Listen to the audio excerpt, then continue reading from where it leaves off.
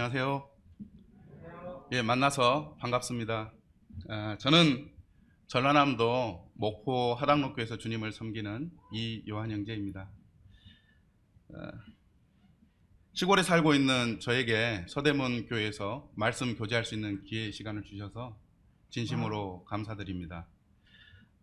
제가 생각하기에 한국 모임을 대표하는 그런 모임들이 몇 모임이 있는데 그 가운데 이 서대문 교회가 한국 모임을 대표하는 그런 모범적인 모임이라고 생각됩니다.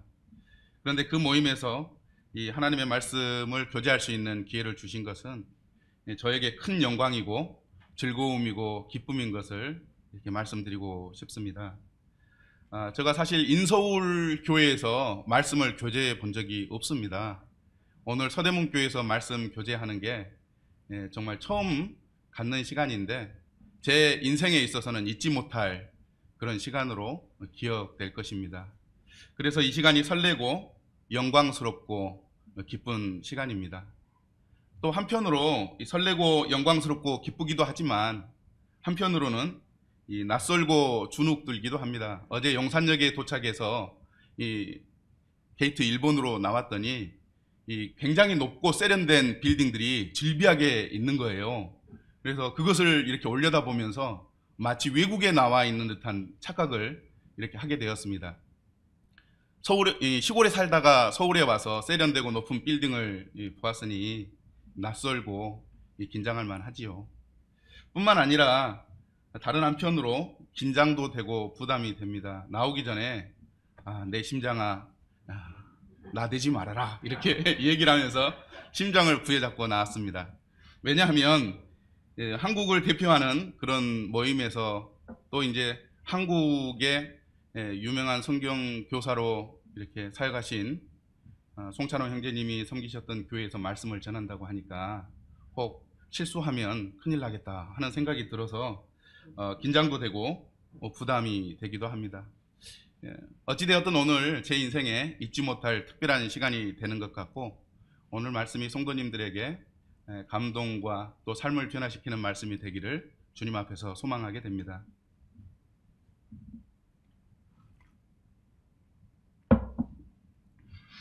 저는 오늘 사도행전 16장 11절부터 15절을 말씀 가지고 잠깐 교제하기를 원합니다. 먼저는 사도행전 16장 11절부터 15절의 말씀에 대한 본문 이해를 약 10분에서 15분 정도 교제하고 그 이후에 위기의 순간 우리를 도우시는 하나님이라는 제목으로 이 말씀 설교를 이렇게 나누고자 합니다. 사도행전 16장 6절부터 40절은 유럽에서 가장 최초로 세워진 교회 빌립보 교회에 관한 이야기입니다. 지금의 터키 남동부 지역에 중심으로 1차 전도 여행을 했던 사도 바울은 6개월 후에 이제 신라와 함께 2차 전도 여행을 하면서 유럽에 최초로 교회를 세우게 되는데 이 교회가 바로 빌립보 교회입니다. 빌립보 교회를 세우는 이 사도행전 16장 이 말씀 속에는 세 가지의 스토리가 있습니다. 첫 번째는 자색옥감 장수인 루디아를 만나서 루디아가 회심하는 장면이 첫 번째 사건이고 두 번째 사건은 점치는 귀신 들린 여종에게서 귀신을 내쫓아 주었다가 고난과 박해를 받는 이 바울의 이야기가 두 번째 이야기입니다. 그리고 세 번째 이야기는 감옥에 갇혀 있다가 간수장인 이 한 남자와 그 가족이 예수님을 믿고 회심하는 그런 세 이야기로 이루어져 있는데요. 저는 오늘 이 세 사건 가운데 루디아와 그녀의 집이 회심하는 내용을 본문으로 교제를 나누고 싶습니다. 잠깐 10분에서 15분 정도 본문에 관한 이해를 우리가 좀 갖는 시간을 가졌으면 좋겠습니다. 본문 말씀이 짧으니까 11절부터 15절까지 한 목소리로 한번 읽어볼까요? 시작. 우리가 드로아에서 배로 떠나 사모드라게로 직행하여 이튿날 네아폴리로 가고 거기서 빌립보에 이르니 이는 마게도냐 지방의 첫 성이요 또 로마의 식민지라. 이 성에서 수일을 유하다가 안식일에 우리가 기도할 곳이 있을까 하여 문 밖 강가에 나가 거기 앉아서 모인 여자들에게 말하는데, 두아디라시에 있는 자색 옷감 장사로서 하나님을 섬기는 누디아라 하는 한 여자가 말을 듣고 있을 때 주께서 그 마음을 열어 바울의 말을 따르게 하신지라. 그와 그 집이 다 세례를 받고 우리에게 청하여 이르되, 만일 나를 주 믿는 자로 알거든 내 집에 들어와 유하라 하고 강권하여 머물게 하니라. 11절에 문장을 시작하는 우리가가 나옵니다. 이 우리가는 사도행전에서 중요한 인칭 변화입니다.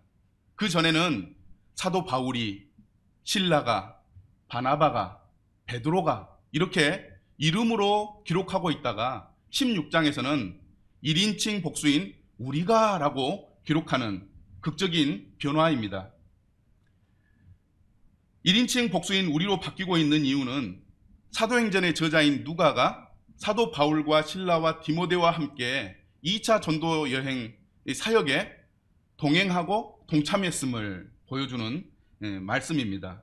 이 말씀은 11절, 13절, 15절, 16절, 17절에 반복적으로 나오고 있으면서 유럽의 최초의 교회인 빌립보 교회를 세울 때 이 공동사역, 또 다른 말로는 팀 사역으로 교회를 세우고 있는 모습을 보여줍니다. 그래서 본문에 우리는 빌립보 교회가 공동사역 또는 팀 사역으로 세워졌다는 것을 의미하는 말씀입니다. 바울과 실라와 디모데와 누가가 함께 동역했으며 이 전도팀의 리더는 이 바울이었던 것이 분명합니다. 저는 이 말씀을 보면서 이 서대문 교회가, 또 제가 섬기고 있는 목포 하당로 교회가 우리 서대문 교회 또는 우리 목포 하당로 교회가 되었으면 좋겠다, 그런 생각을 하게 됩니다. 서대문 교회나 목포 하당로 교회가 사역자 개인에 의해 세워진 교회가 아니고, 또 개인이 복음을 전하거나 섬기는 교회가 아니고, 이 교회 공동체의 지체들이 모두 함께 공동사역하고 팀사역하여 세워가는 이 교회여야 된다고 생각을 합니다. 그래서 교회의 리더십을 발휘하는 장로 형제님들을 중심으로 해서 온 교회의 지체들이 공동사역 또는 팀사역으로 교회를 더 아름답게 세울 수 있다, 이런 생각을 갖게 됩니다. 12절을 보겠습니다. 거기에 빌립보에 이르니 이는 마게도냐 지방의 첫 성이요 또 로마의 식민지라.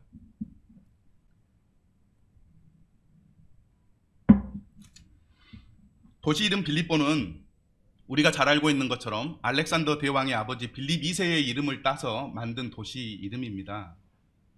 마게도냐의 주요 도시인데요, 로마가 군사 전략 요충지에 로마 사람들을 정착시켜서 이 로마 시민들이 모여 사는 그런 도시로 만든 곳입니다.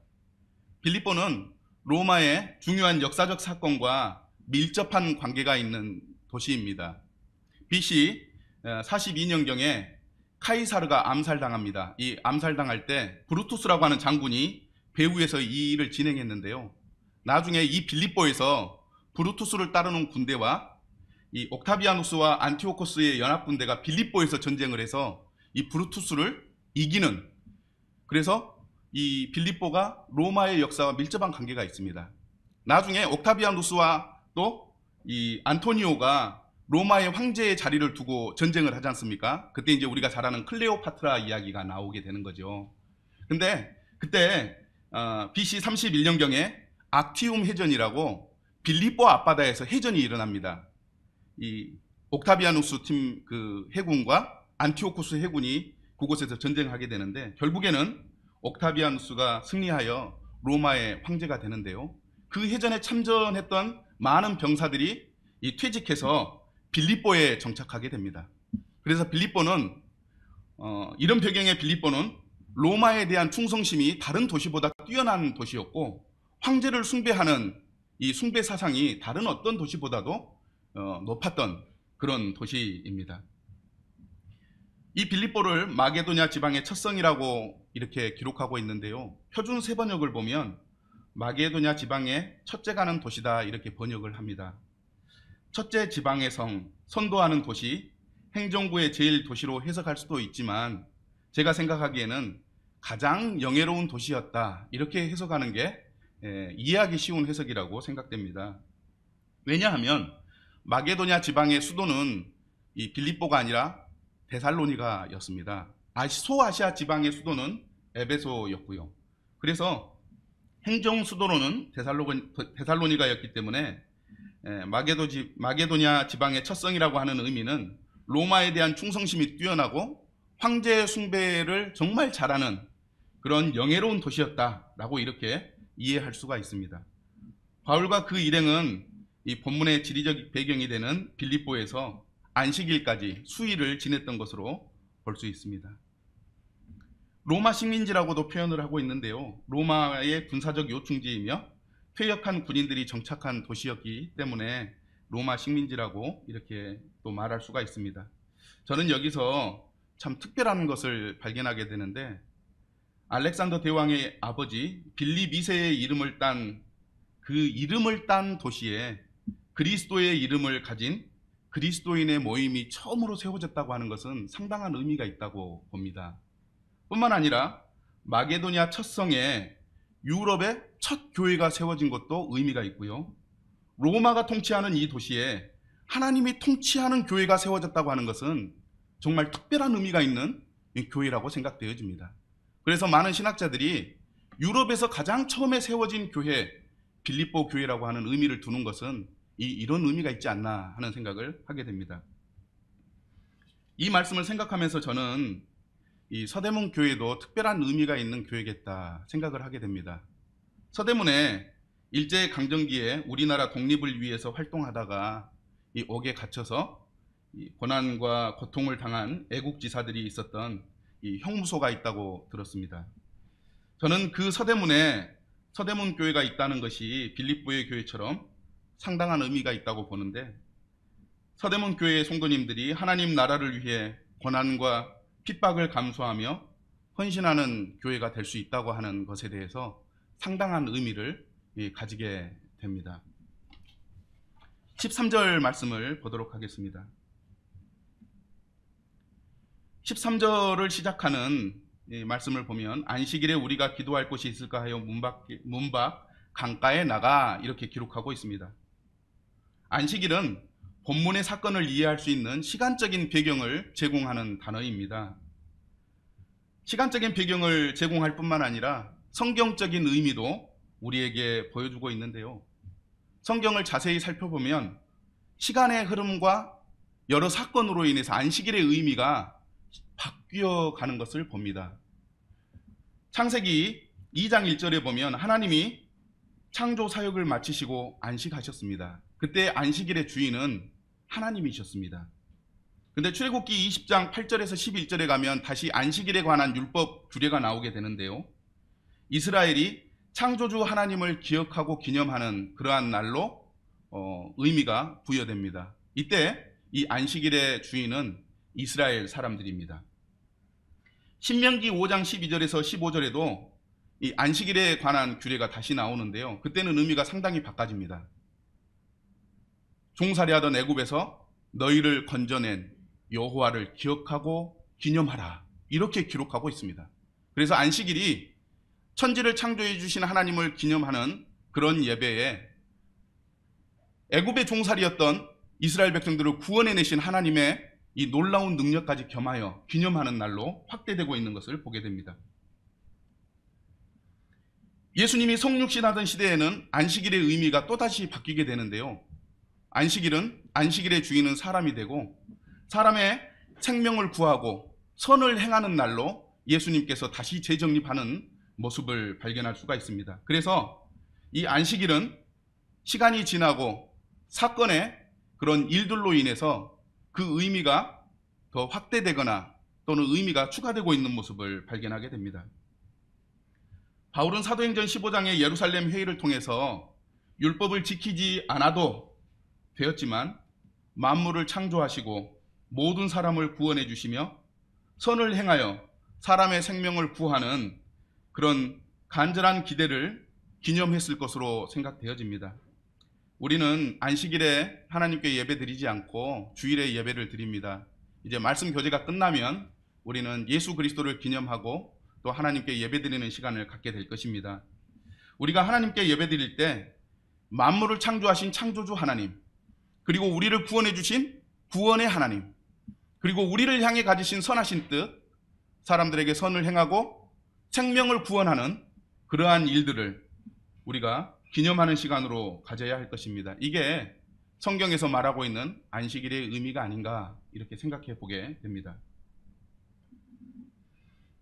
사도 바울과 그 일행은 기도할 곳이 있을까 하여 이렇게 기록하고 있는데요. 사도 바울과 일행이 움직이는 이유이기도 합니다. 바울과 일행은 함께 기도하기를 원했습니다. 빌립보 교회를 세울 때 이 기도는 중요한 역할을 합니다. 특별히 이 16장에서는 세 가지 사건이 나온다고 말씀을 드렸지 않습니까? 이 세 가지 사건의 시작은 다 기도로부터 시작을 합니다. 자주 옷감장사 루디아를 만나러 갈 때도 기도하기 위해서 가다가 만났습니다. 기도할 곳으로 가다가 점치는 귀신 여종을 만납니다. 기도하는 중에 지진이 나서 옥의 문이 열리고 그래서 간수장을 만나게 됩니다.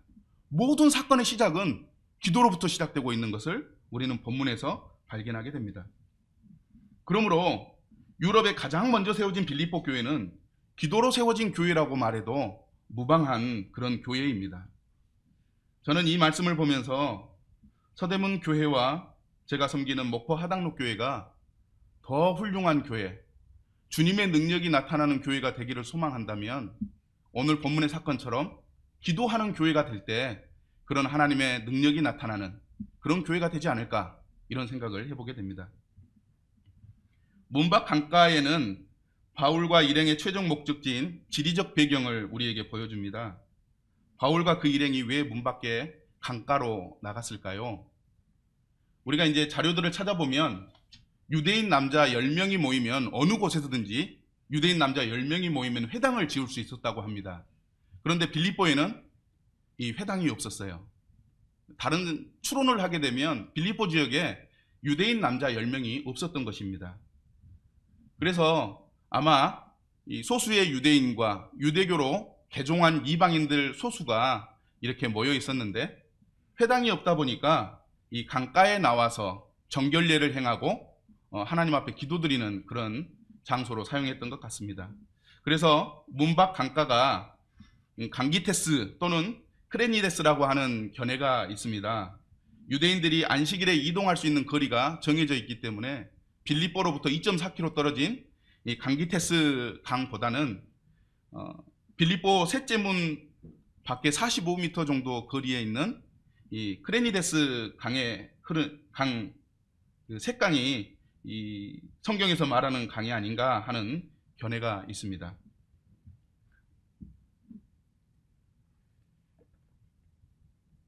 그곳에서 바울과 일행은 여자들에게 복음을 전했고 그곳에 있던 루디아가 바울의 말을 듣고 믿고 침례를 받았습니다.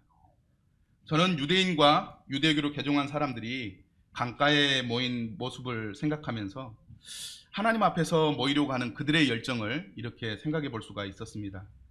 이 서대문 교회와 제가 섬기는 하당로 교회 성도님들이 코로나 상황 가운데 예배드리기가 쉽지가 않고 집회로 모이기가 쉽지가 않습니다만 하나님 앞에 모이려는 열정을 끊임없이 가져야 될 필요가 있구나 하는 그러한 견해를 갖습니다. 유대인들은 율법적으로 하나님 앞에 나오지만 많은 그리스도인은 우리를 대신해서 십자가에 못 박히신 예수 그리스도의 사랑에 감동해서 십자가에 나온다면 이들보다 더 열정을 가지고 모이기를 소망해야 되지 않는가 하는 그런 견해를 갖게 됩니다. 14절에 두아디라시에 있는 루디아라고 이렇게 나와 있는데요. 두아디라는 루디아의 출신지를 말하고 있습니다. 루디아가 이방 여인이라는 것을 암시하는 것이죠. 표준 세번역과 공동 번역은 두아디라시에 있는 이라고 이 말씀을 두아디라 출신이요 이렇게 번역을 하고 있습니다.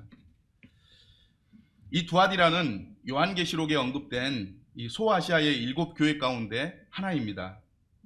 그래서 계시록 1장 11절, 2장 18절, 24절에 두아디라 교회가 이렇게 소개되고 있는 것을 보게 됩니다.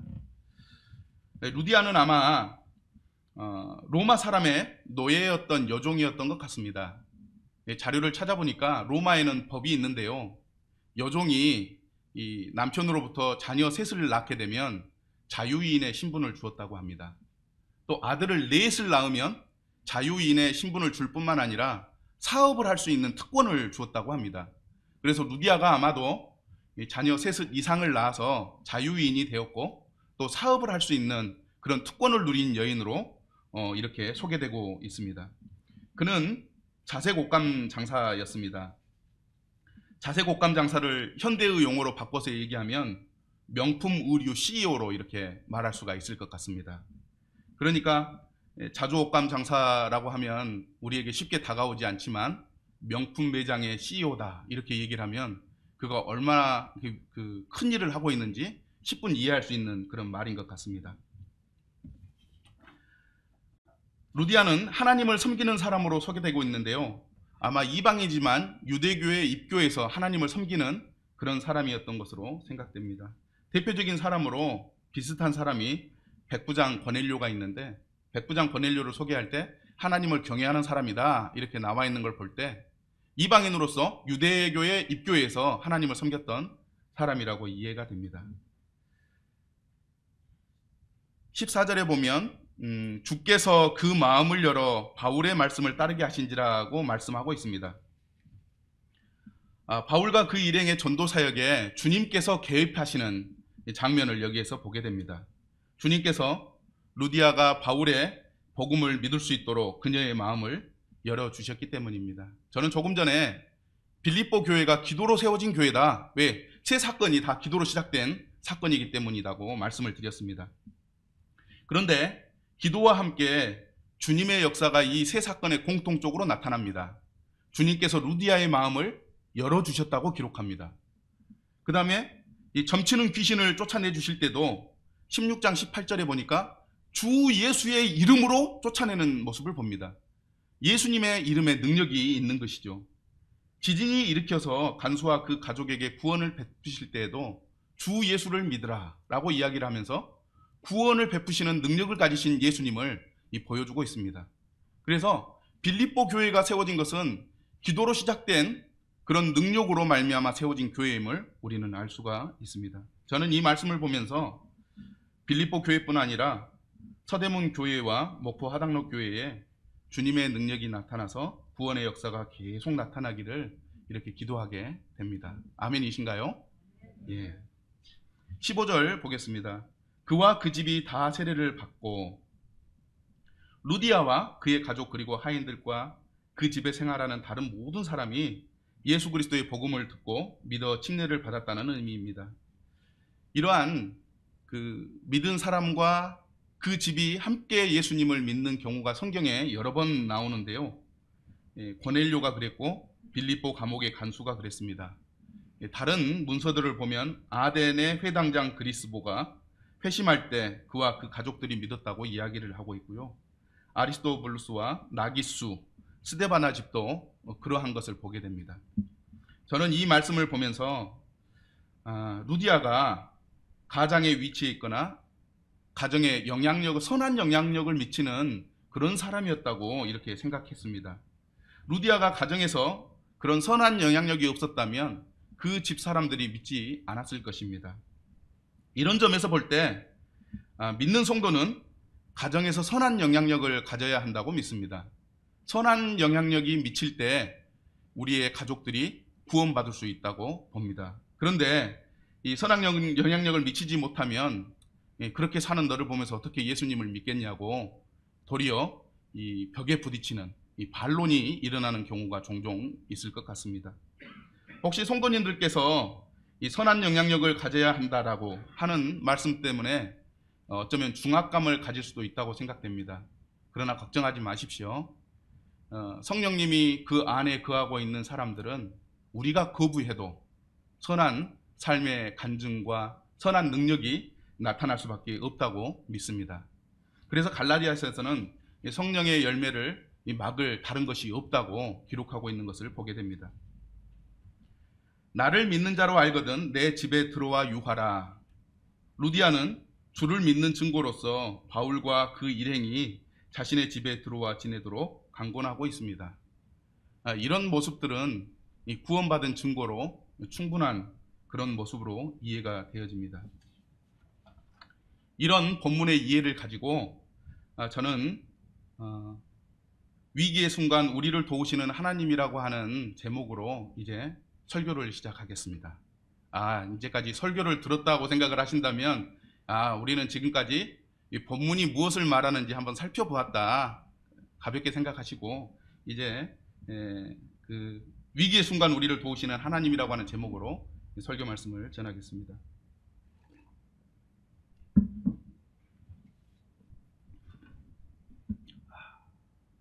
우리 인생은 계획대로 되지 않는 경우가 참 많은 것 같습니다.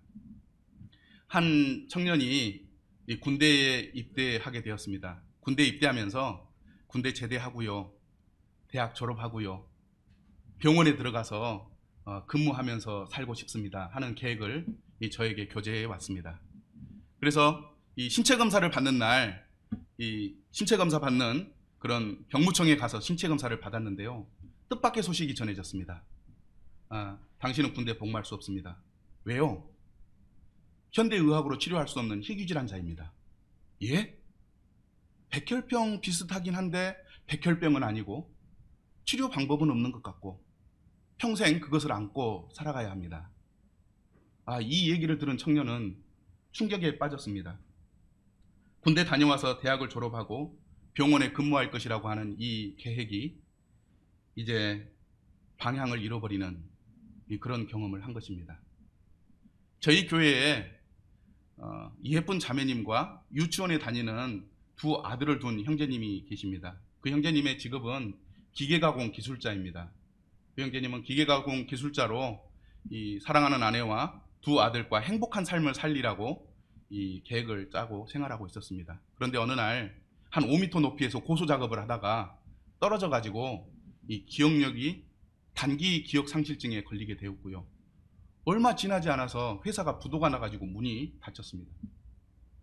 기계가공 기술 자격증을 가지고 있는 이 형제님은 이제 기계가공 기술로 생활하지 못하고 1톤 트럭을 사가지고 과일을 파는 노점 일을 하게 되었습니다.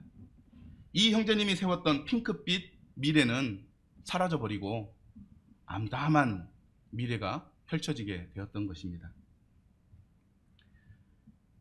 또 대학 진학과 취업이 우리 인생의 마음대로 되지 않는 것 같습니다.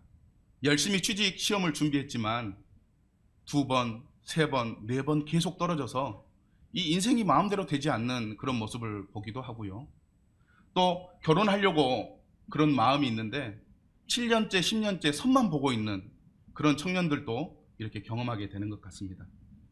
계획대로 되지 않는 것이 이것뿐입니까?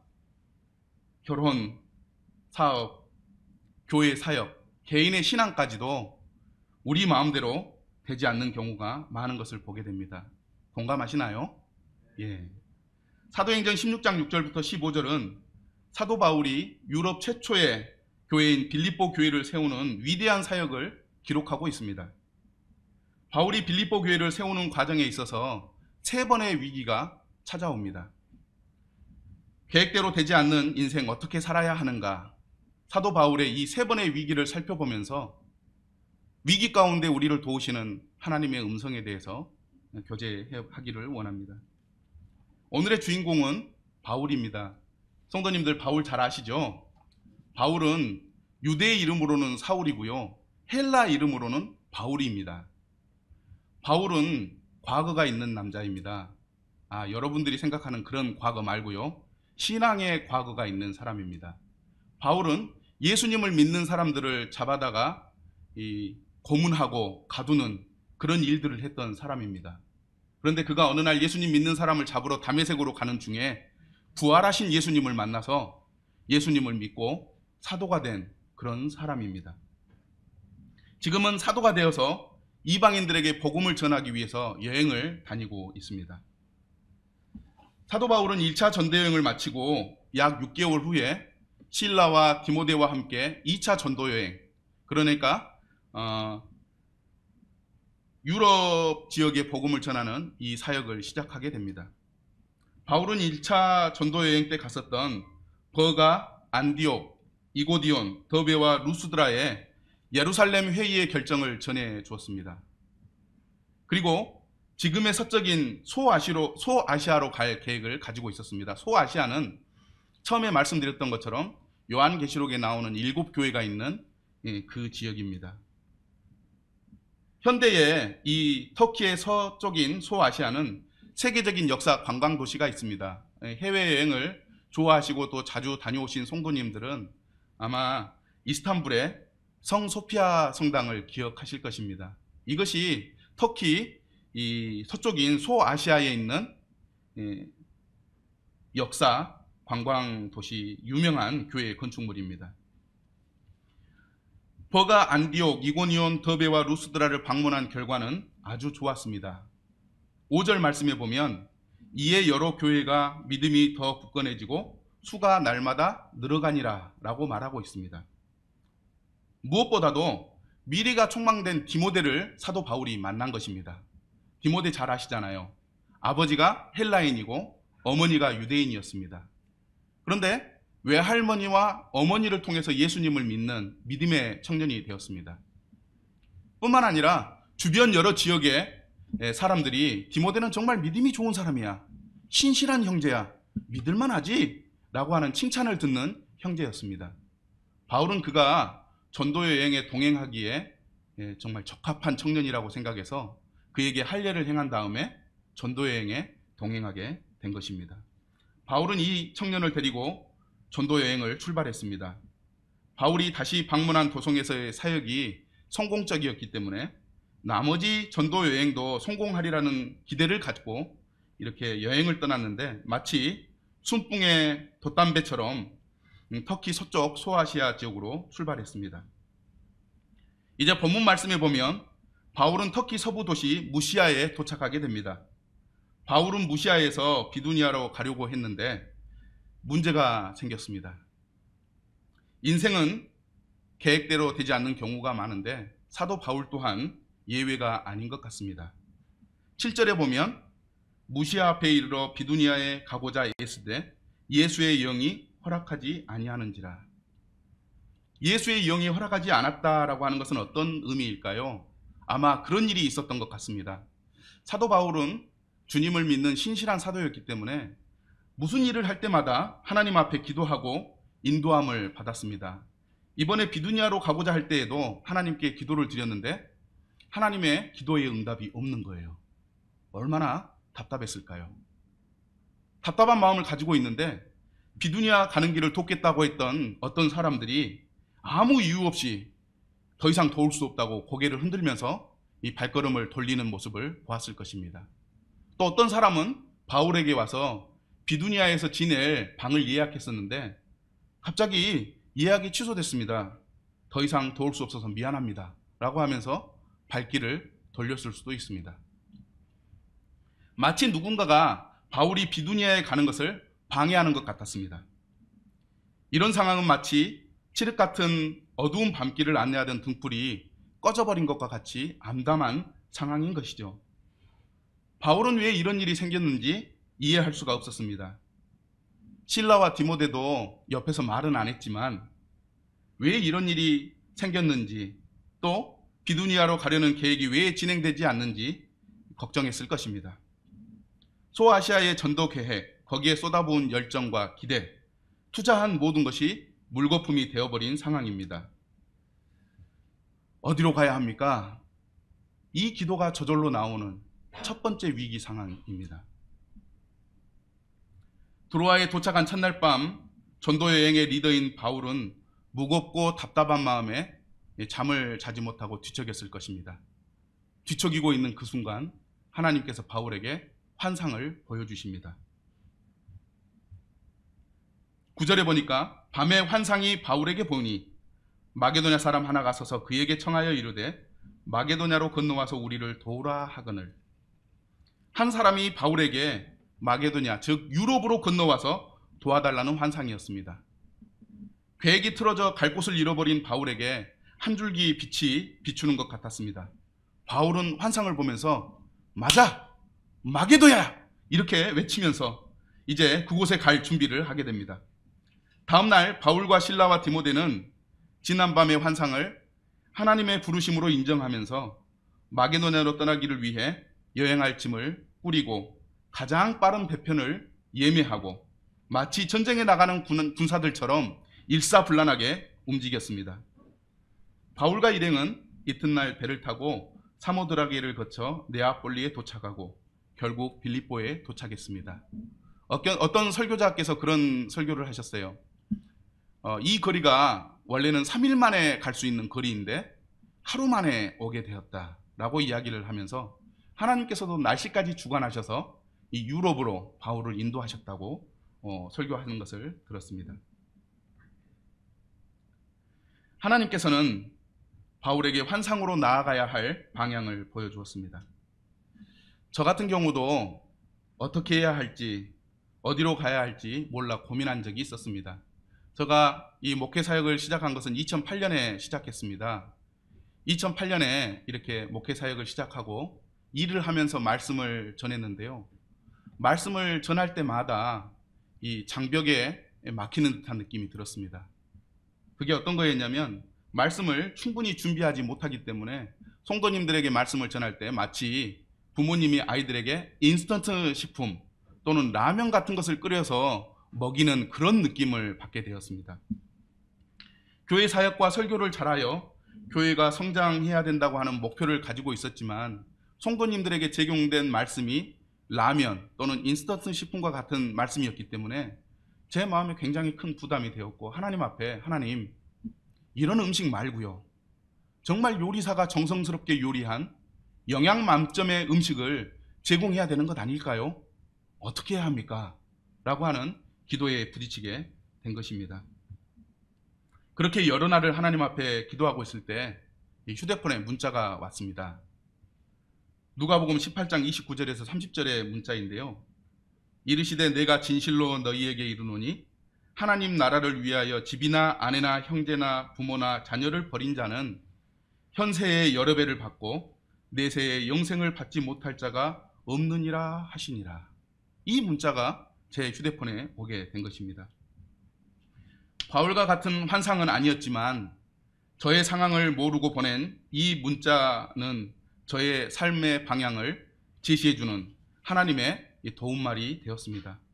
그래서 그 말씀을 받고 저는 8년 동안 근무했던 회사에 사표를 내고 전신 목회자의 길을 들어서게 되었습니다. 그 이후 하나님께서는 제 삶을 인도해 주셔서 CTI에서 이 성경을 배울 수 있는 기회를 주셨는데 장학금으로 공부할 수 있는 기회를 주셨습니다. 그리고 그 이후에 신학대학원에 들어가서 공부해서 하나님의 말씀을 더 배울 수 있도록 인도해 주셨습니다. 하나님은 제가 어디로 가야 할지 모르는 상황에서 나아가야 할 방향을 알려주신 정말 좋은 분이셨습니다. 12절 말씀을 보면 거기서 빌립보에 이르니 이는 마게도냐 지방의 첫 성이요 또 로마의 식민지라. 앞서 말씀드린 대로 알렉산더 대왕의 아버지 빌립 2세의 이름을 딴 빌립보는 이 로마에서 상당히 규모가 큰 도시였습니다. 빌립보는 로마의 역사적인 사건과 밀접한 관계가 있는 그런 도시이고 그런 이유로 로마에 대한 충성심과 황제 숭배가 그 어떤 도시보다도 뛰어난 그런 도시였습니다. 바울은 자신만의 전도 전략을 가지고 있었습니다. 새로운 도시에 복음을 전하러 들어가면 먼저 안식일에 유대인들이 모여있는 회당에 가서 예수 그리스도의 복음을 증거하고 유대인들이 그 복음을 거부하면 이방인들에게 복음을 전하는 바울은 자신만의 전도 전략을 가지고 있었습니다. 안식일은 유대인들에게 특별한 날이었죠. 그래서 그 안식일을 지키기 위해서 유대인들이 회당에 모였고 바울은 그들에게 예수 그리스도의 복음을 전한 것입니다. 그래서 사도 바울이 빌립보에 도착했을 때 이 전도 전략으로 복음을 전하려고 했습니다. 빌립보에 도착하고 며칠이 지나 유럽에서 맞는 첫 안식일이 되었습니다. 사도 바울은 자신만의 전도 전략, 그러니까 유대인 회당에 가서 복음을 전하려고 했습니다. 그런데 빌립보에 유대인 회당이 없었습니다. 빌립보에서 전도하려고 하는데 유대인 회당이 없다니 이게 어찌된 일입니까? 유대인 남자 10명이 있으면 회당을 만들어야 하는 그런 유대인들의 이 법칙에 있었지만 이 빌립보에는 유대인 회당이 없었던 것입니다. 바울의 전도 전략은 빌립보에 먹히지 않았습니다. 유대인 회당이 없는 빌립보, 사도 바울이 하나님 앞에 그런 기도를 드리지 않았을까요? 하나님, 저의 전도 전략이 먹히지 않는 도시에 왔습니다. 어떻게 해야 합니까? 그런 기도가 저절로 나오는 상황입니다. 이 상황은 제가 생각할 때 바울의 두 번째 위기 상황으로 이해가 되어집니다. 바울의 전도 전략은 유대인의 회당이 없는 빌립보에서 무용지물이었습니다. 사각의 링 안에서 복서가 주먹을 휘두르지만 허공을 휘두르는 그런 상황이 되어버린 것입니다. 이럴 때 경기를 지켜보는 코치는 꼬인 경기를 풀 수 있도록 밖에서 한마디의 말을 외칩니다. 하나님은 복서의 코치처럼 바울에게 한마디의 도움말을 전합니다. 문 밖 강가에 나가 거기에 앉아서 모여있는 여자들에게 라고 만날 수 있는 환경으로 사도 바울을 안내해 주십니다. 하나님의 인도하심으로 바울은 강가에서 만난 숙녀들에게 말씀을 전하여 절망적인 상황을 풀어나가고 있습니다. 하나님은 전도 전략이 통하지 않는 상황에서 새로운 만남으로 인도하고 계신 것입니다. 최근에 저희 목포 하당로교회가 교회의 이름을 바꿨다고 하는 공문을 보냈습니다. 그 전에는 목포교회라고 이름을 사용했는데요. 목포 하당로교회로 이름을 바꾸게 되었습니다. 왜냐하면 목포 같은 시골에서는 이단 시비가 아직도 심합니다. 그래서 목포교회 하면 구원파의 목포교회, 또 이요한 계통의 목포교회, 또 지방교회의 목포교회, 그래서 이 도매금으로 저희 목포교회가 이단 시비에 넘어가게 되는 거예요. 성도님들이 이것을 해결하려고 노력을 많이 했습니다. 이 선한 간증을 남기면 이것이 해결되려나, 복음을 열심히 전하면 이것이 해결되려나. 그런데 그게 해결되지 않는 것입니다. 마치 사도 바울의 전도 전략이 먹히지 않는 것처럼 성도들의 선한 삶과 또 복음을 열심히 전하는 그런 전략들이 먹히지 않았어요. 그런데 하나님께서 특별한 만남으로 우리를 인도해 주셨습니다.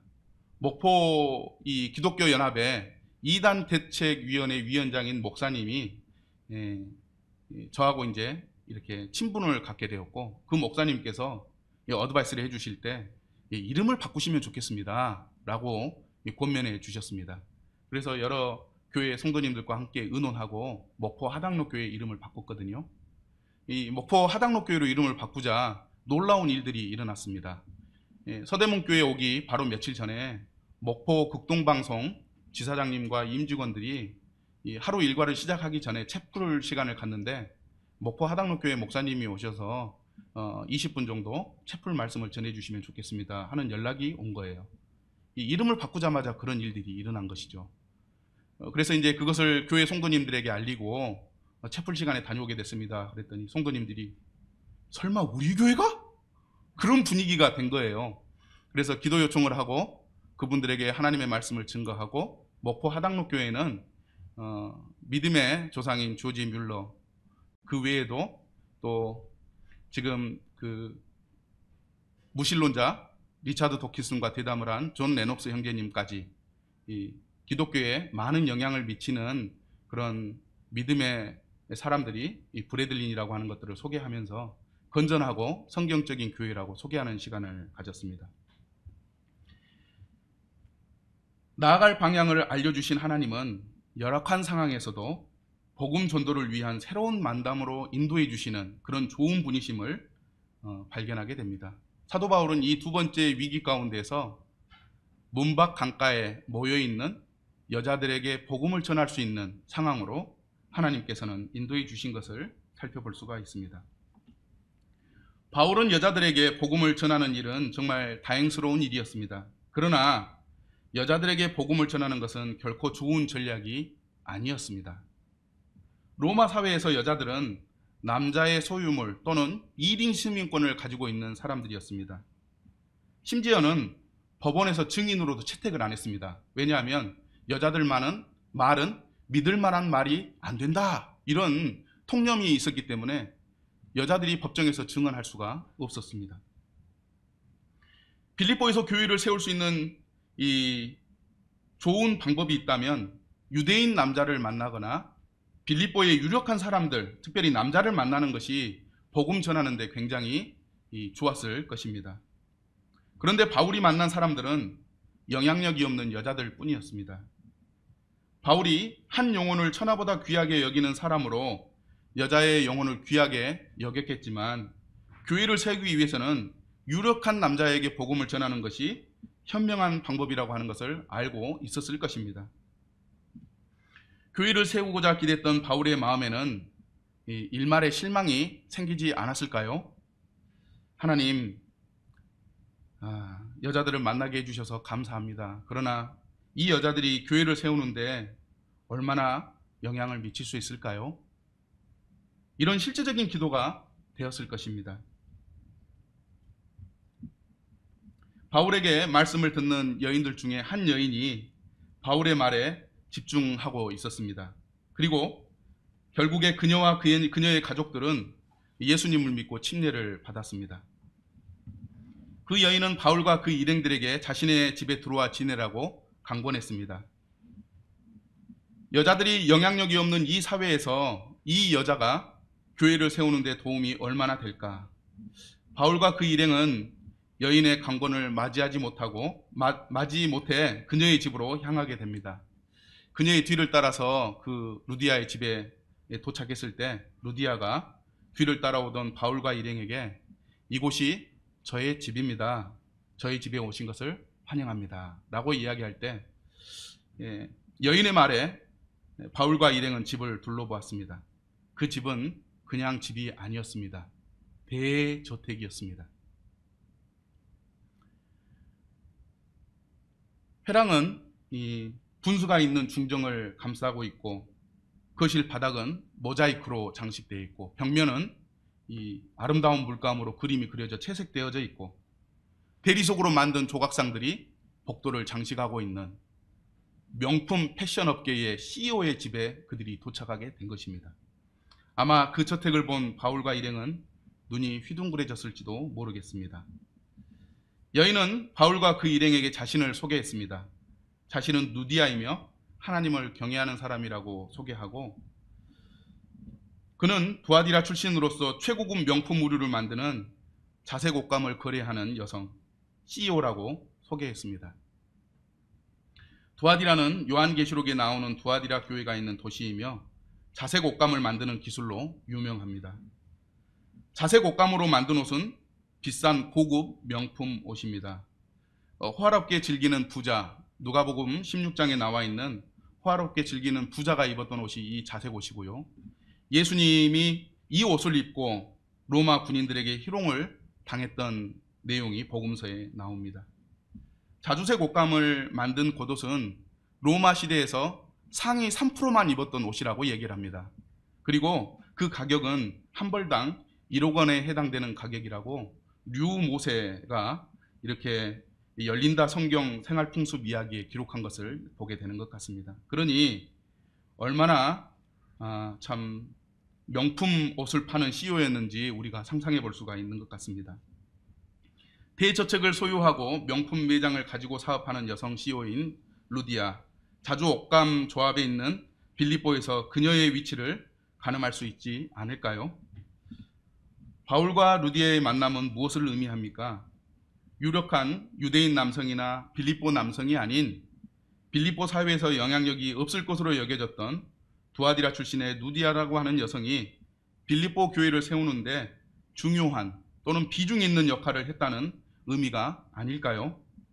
하나님은 바울을 빌립보의 많은 부자 가운데서도 하나님의 교회를 세우기에 헌신할 수 있는 그런 마음을 가진 좋은 여성 CEO를 바울에게 붙여준 것이었던 것입니다. 박종팔 아시죠? 세계 챔피언, 복싱 챔피언 박종팔이 한 말이 있습니다. 사각의 링에는 한 방이 있다. 이런 말을 남겼습니다. 복싱에서 승패를 결정짓는 어퍼컷, 다가오는 상대를 녹다운시키는 카운터 펀치 같은 것을 말하는데요. 경기가 잘 풀리지 않을 때 위기의 순간에 이 코치의 한마디는 이 카운터를 불러냅니다. 바울이 분투하고 있는 빌립보라는 사각의 링에서 루디아는 하나님의 카운터 펀치였다고 믿습니다. 바울의 전도 전략에 한치의 틈도 주지 않았던 불신도시 빌립보, 이 빌립보에서 루디아의 회심이라는 하나님의 원펀치에 이 빌립보는 무너지기 시작했고 유럽 최초의 교회, 빌립보 교회가 세워진 것입니다. 여자들에게 이런 그 어떤 것도 기대하기가 어려운 사회에서 하나님은 루디아를 구원하여 유럽 최초의 교회인 빌립보 교회를 세우는 일에 후원자 가운데 한 사람이 되도록 하셨습니다. 이제 말씀을 마무리할까요? 우리는 사도행전 16장 6절부터 15절을 통해 유럽의 첫 교회인 빌립보 교회가 세워지는 이야기를 보았습니다. 바울이 빌립보 교회를 세울 때 만사 형통해서 세운 것이 아니었습니다. 갑자기 꼬여버린 스텝, 회당에 먼저 복음을 전한 후 이방인에게 전하는 바울 전도 전략의 헛스윙, 사회에 영향력이 없는 여성들이라는 잽은 빌립보의 교회를 세우는 사각의 링에서 승리를 장담할 수 없었습니다. 바울이 지치고 낙담하고 좌절할 수 있는 이 상황이었지만 코치인 하나님께서는 바울에게 환상을 통해 강가의 여자들을 만나게 하심으로 루디아를 구원하셔서 빌립보에 유럽 최초의 교회를 세우도록 도와주셨습니다. 그렇습니다. 위기의 순간에 코치의 한마디는 승리를 이끕니다. 마음대로 되지 않는 인생, 위기의 순간을 도우시는 하나님의 도움말을 듣는 성도가 되신다면 오늘 사도 바울처럼 하나님의 인도하심을 받아 소기의 목적을 이루는 삶을 살아갈 수 있을 것입니다. 혹시 위기 가운데 계신 분이 계십니까? 계획이 틀어져서 일이 잘 안 되시는 분이 계십니까? 앞이 캄캄한 상황 가운데 계신 분들이 계신가요? 하나님의 음성을 들으십시오. 하나님께서 우리의 길을 우리가 상상할 수 없는 방법으로 인도하셔서 하나님이 영광을 취하시는 길로 인도하실 것입니다. 우리의 삶을 사도 바울의 삶과 같이 만들어 주실 줄 믿습니다. 그래서 오늘 하나님의 음성에 귀를 기울이시는 그런 성도님들이 되시기를 간절히 축복하고 바랍니다. 말씀을 경청해 주셔서 감사합니다.